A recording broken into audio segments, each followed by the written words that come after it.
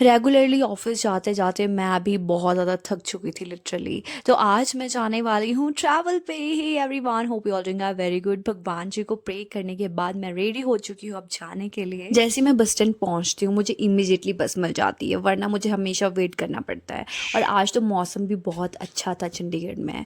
और जैसे ही मैं आधे रास्ते में पहुँचती हूँ बारिश बहुत ज़ोर से हो रही थी और मुझे डर भी लग रहा था कि कहीं इतनी ठंड ना पड़ जाए कि मैं कांपना शुरू कर दूँ। रास्ते में बस रुकती है तो मैंने less and cold drinks already रखे थे अपने पास।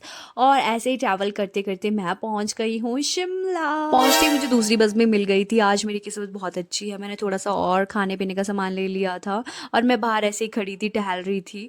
फिर मैं बस में जाके बैठी और फिर मैंने खाना पीना शुरू किया। सच कहूँ तो खाना मैंने कुछ भी नहीं खाया, मैं बस ये जंक फूड खाए जा रही हूँ तब से। मुझे बैक टू बैक बसेस मिल रही थी तो मैं नहीं चाहती थी कि मेरा टाइम वेस्ट और मैं लेट पहुंचूं, इसीलिए मैंने खाना स्किप किया। और बस बहुत ओवरलोडेड थी तो आज का मेरा पूरा ट्रैवल बहुत ख़राब था। तत्तापानी पहुंचते मैंने आइसक्रीम खाई and look at the view. ऐसे नज़ारे तो आपको हिमाचल में देखने को मिलते ही रहेंगे। देखो लाइफ में सरप्राइजेस देते रहना चाहिए, खासकर अपनों को। तो फाइनली मैं पहुंच गई हूँ करसोग, अपने होम टाउन। और मैंने अपने नेबर लकी को कॉल किया था कि लकी प्लीज़ मुझे पिक करने आ जाना, क्योंकि मैंने घर पे किसी को नहीं बताया है। और बेचारा मेरा बैग उठा के लेके आया था। सबसे पहले मैं एप्सो से मिलती हूँ घर पे, क्योंकि बाकी सब लोग पूजा कर रहे थे।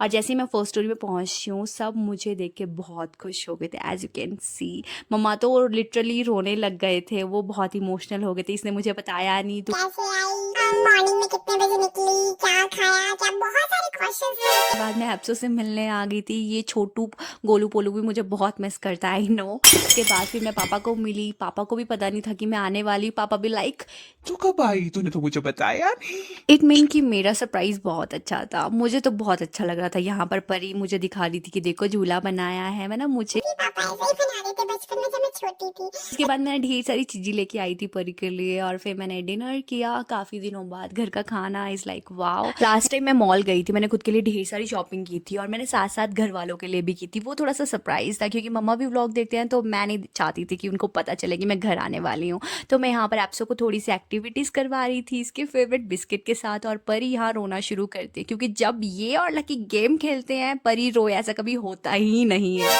2 3